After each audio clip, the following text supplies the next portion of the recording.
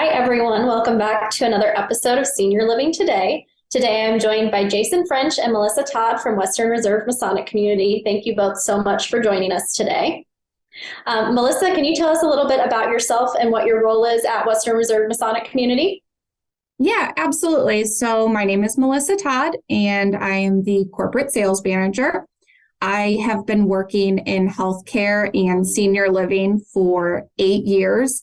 And my job is to educate families about the different options that exist for themselves or their loved ones. Then I can also schedule personalized visit experiences to show off our community. And last but not least, I walk them through the process of how to move on to our campus successfully. We're also joined by Jason French today. Can you tell us a little bit about yourself and what your role is at Western Reserve Masonic Community?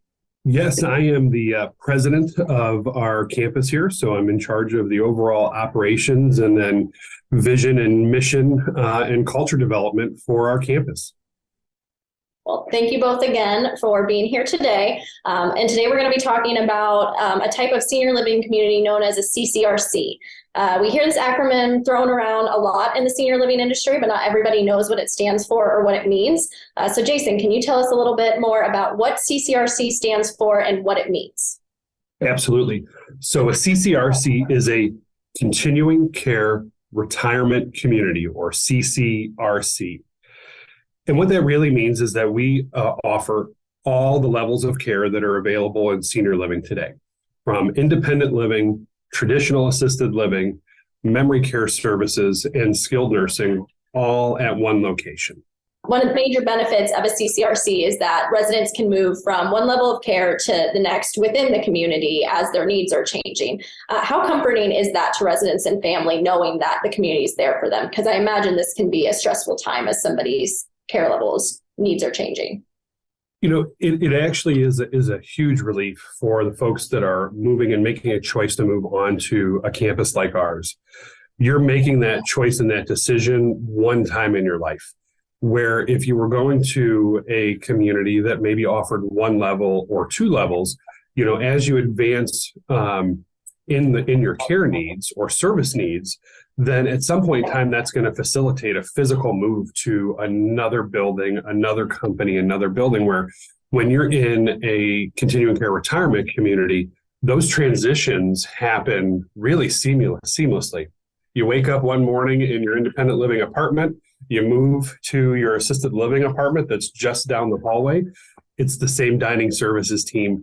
It's the same housekeeping team. It's the similar phone numbers and ways to get around the community. So the benefit of not having to move is one, but then even beyond that, the lifelong benefit, you know, folks live a more vibrant, longer lifestyle when they move to a campus or a community that is a CCRC on average than folks that are living in single independent living or standalone assisted living communities. From the actual social emotional benefit of being inside a community that all lives and breathes and lives and resides together, and being able to be plugged into that, those transitions are made easier because you're part of a community. And it's not, you know, that's the biggest part of the CCRC, is that the community piece that comes with it. This isn't going to an assisted living to live. This is becoming part of a community and making that choice to live that lifestyle, which can be in a lot of ways very exciting and should be exciting for people to want to be able to look forward to those years of their time as something that can be vibrant and exciting, not just a place to live. So Melissa, what is one thing that you would tell a prospective resident about moving to a CCRC? So one thing that I tell all prospective families or community members is that moving to a CCRC provides financial peace of mind, that you won't ever be asked to leave if you do outlive your resources, but also that it provides stability because that care continuum can manage your current and your future care needs. So now that we've learned some of the basics about a continuing care retirement community, what it means, what it entails, let's dive in more to the different care levels available. Let's start with independent living. When should somebody be looking to move into independent living? So here on our campus, you do have to be 55 years or older to move on to our community.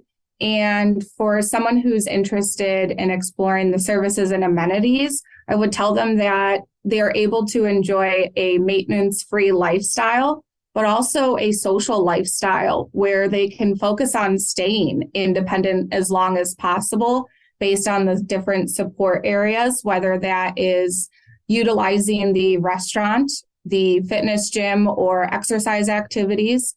But really just being right down the hall from all those things in a close proximity, feeling that sense of the community.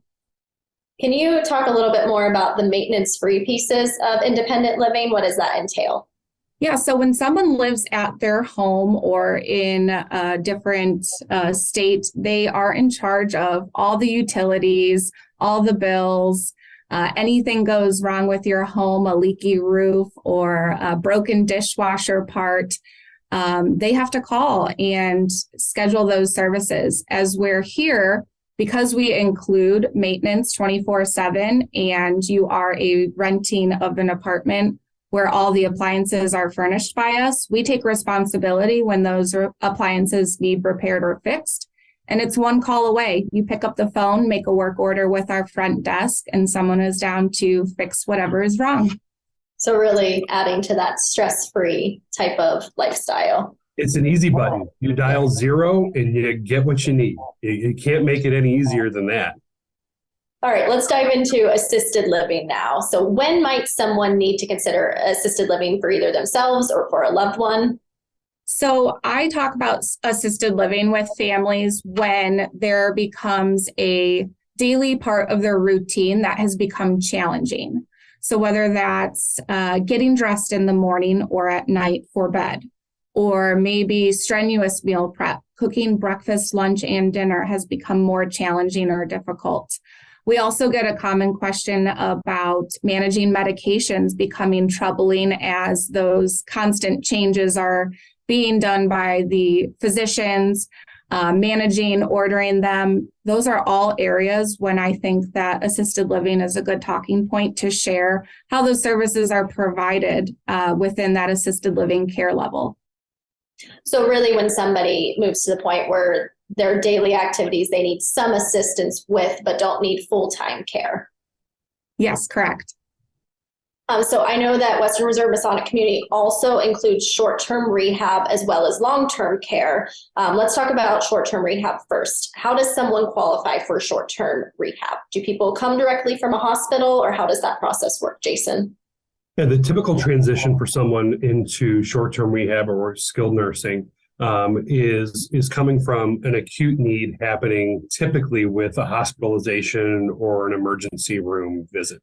So whether that's some type of, physical fall that's happened and maybe there might be, an issue with mobility happening for that. But typically it's coming from a visit to the hospital with some type of stay or emergency room visit with a need shown that, more physical assistance is needed. And, as we age, the rule goes, if you don't use it, you lose it.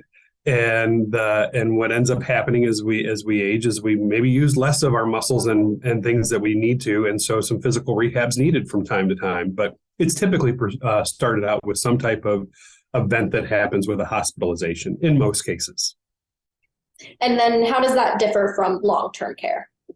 Yeah, so long-term care is typically when someone has advanced beyond, the services and needs in assisted living. So needing far more, hands-on care, transfer assistance, things that might take 2 or more people from a mobility concern, or even more hands-on assistance with doing things like with getting dressed, more hands-on assistance with, eating, things of that nature, where really that is more of a care need, physical care need, than what might be in, a traditional assisted living scenario. So now we're moving to the last level of care. So memory changes, I know, can be a big concern for family members. What would you tell a family who's dealing with a loved one needing long-term memory support? So having come from a family myself that's had, grandparents and great grandparents that have had, memory care deficits, is that it can be really isolating for the individual that actually has Alzheimer's dementia, but even more isolating for the family members as they're going through that process. And you can feel very much alone, and that you're the first person in the world that has gone through this scenario. And I can confidently say that we have helped hundreds of families on our campus and through our services go through and cope with and deal with the journey that's going to be in front of them. And while every journey is unique, there's probably not a scenario that our team has not been exposed to and help navigate and help overcome. And working with them and actually educating them on, what does this disease process mean to me? And what does this mean for my loved one? And what are they physically going to go through? And how is this going to look as we continue to move forward? We really pride ourselves on our education of our team members, and then in turn, our family members, because it really takes a village when we're talking about providing care for someone with Alzheimer's and dementia. And that collaboration and the connection with the family member and helping us learn who this person is and who they are. It's not who they was, it's who they are. Because that person that they grew up with, their father, their spouse, their wife, that is that person still today. And then we need to use the tools that we have in hand along with them to keep unlocking that person and to keep them present and to be a part of who they are and find purpose in the spaces that in some cases seems really dismal, especially for families that have been trying to do this on their own without the resources that we have available to them to help them understand what's happening and the best way to navigate it. So we've talked about all the different levels of care. I'm sure there are times where families come in and they don't know where their loved one stands or what level of care they actually need. So how do you guide them into finding that right level of care? What does that process look like? So that's why we're really lucky to have amazing team members like Melissa, who really are there to help find that right fit. Because we'll have folks that'll come in and say, hey, I really need assisted living for mom. And we'll sit down and say, well, what does that look like? What are the things what's triggering for this to happen? Well, we don't want mom to take trash out anymore. We don't want her to have to undo light bulbs. And, we're really worried about dad having to go out and do the gutters. And you know what? We really don't want him to cook anymore because, we've had this or X or Y. And for us, that really sounds like independent living with the services that we have to do that. And so it's really having that conversation with that family member to find out what's going on. Tell me about mom. Tell me about dad. Tell me about your uncle. And let's help navigate what's the appropriate place for that person to be at. And it works on the opposite. We have folks that come in and saying, hey, I really need independent living. And then we start talking about, what's happening at home. And maybe there's things that they're becoming more forgetful on. They're missing medications.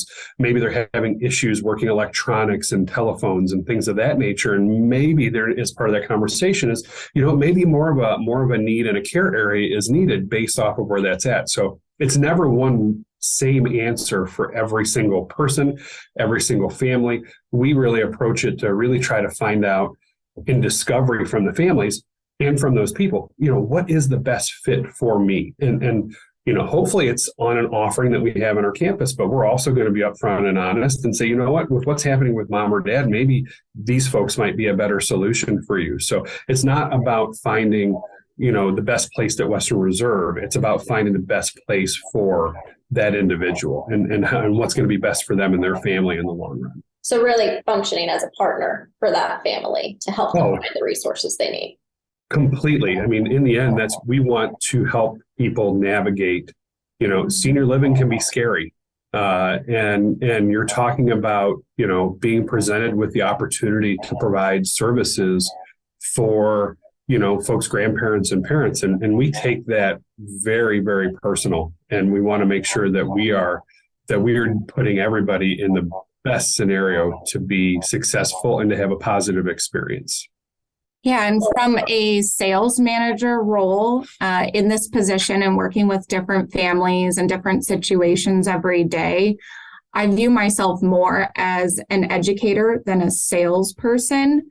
And I also view myself as a detective because, as Jason mentioned, I have to learn a little bit about your family's situation and then educate you on the differences between, for example, independent living and assisted living, so we can identify really what services or care areas your loved one fits best into and would best thrive in.